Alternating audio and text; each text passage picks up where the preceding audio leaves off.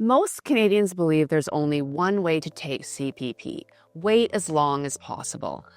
Because that's what they've been told for years. Delay until 70, you'll get a bigger check. And on the surface, that advice makes perfect sense. Who wouldn't want a 42% higher monthly benefit for life? But here's what most people never stop to ask. Will waiting actually leave me with more money or less? Because the truth is, CPP isn't just about how much you get.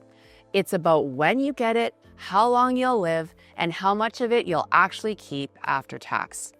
I've seen too many times someone delays CPP thinking it's a smart move, only to discover years later that they've paid more tax, triggered old age security clawbacks, and missed out on using that money during the best years of their retirement.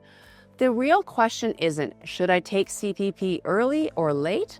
It's which strategy gives me the most freedom after tax while I can still enjoy it. And that answer isn't found in any government table or calculator. It's found in your personal retirement plan.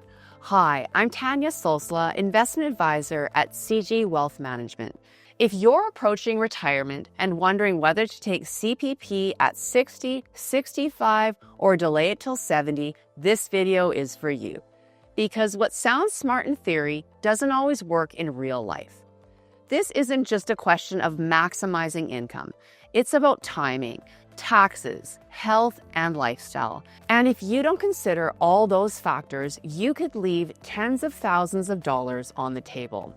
So today I'll walk you through 5 key scenarios where taking CPP early actually makes sense, and how to decide what's right for your situation.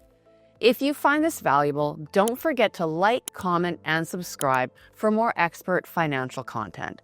And if you'd like to see how this decision fits into your broader retirement plan, book a time with me using the link in the description below. For most Canadians, CPP feels like a simple equation: wait longer, get more.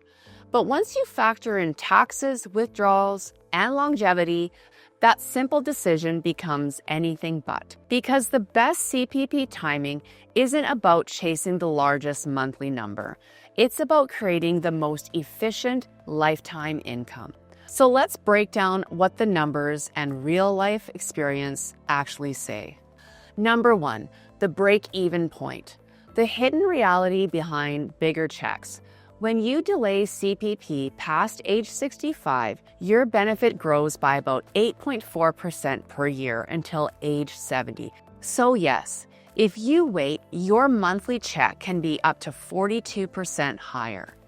But here's what most people miss. It can take 12 to 15 years of collecting that higher payment before you actually catch up to someone who started earlier. Let's say your CPP at age 65 would be $1,000 per month. At age 60, you'd receive about $640 per month, a 36% reduction. At 70, you'd receive roughly $1,420 per month, a 42% increase.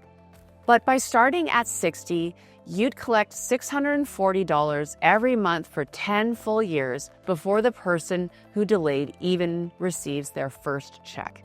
That's over $76,000 in income before they begin. If both of you live to 82, the earlier taker comes out ahead. If you live past 85, the latter taker eventually catches up. So the math isn't one size fits all. It depends on your life expectancy, income needs, and values. Do you want more flexibility early or more security later? Number 2, taxes can flip the equation completely. Even if delaying looks better on paper, taxes can erase the advantage.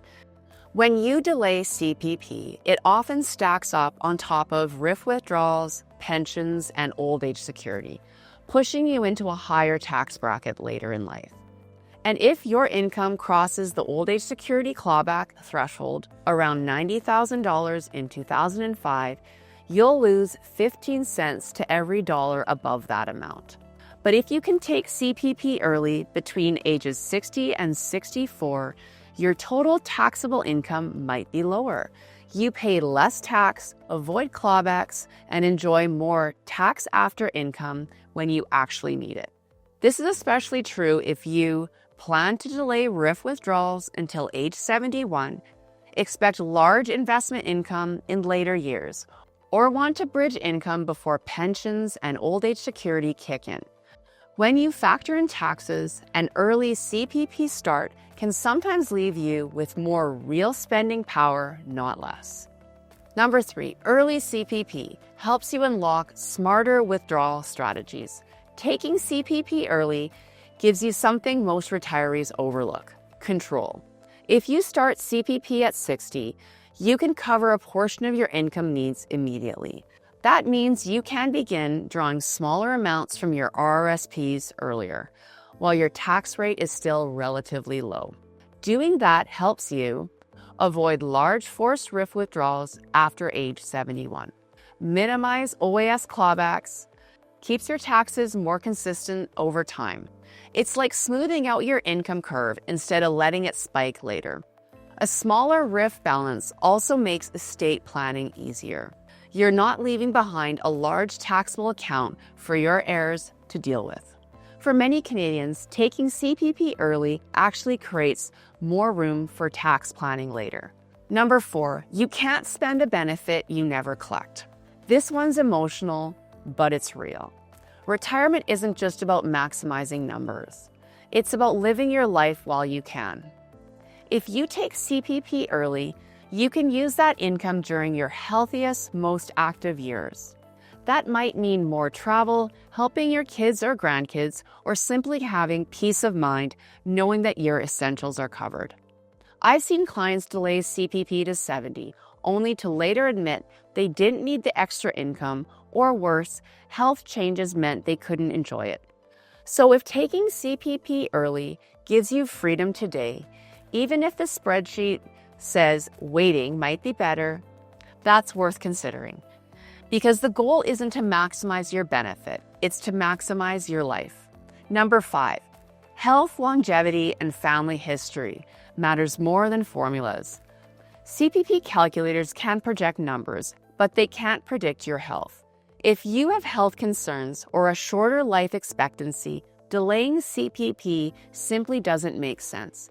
You could end up contributing your whole life and never getting to enjoy what you've earned. Even if you're healthy, it's worth asking, do you want guaranteed income later or flexibility now? For retirees without pensions or strong savings, early CPP often provides freedom. For those without, delaying can offer peace of mind later. Neither is right or wrong. The key is aligning your CPP timing with your health, taxes, and goals. For example, early versus delayed, CPP in action. John and Susan are both 60 and retired. John takes CPP immediately, receiving about $640 per month.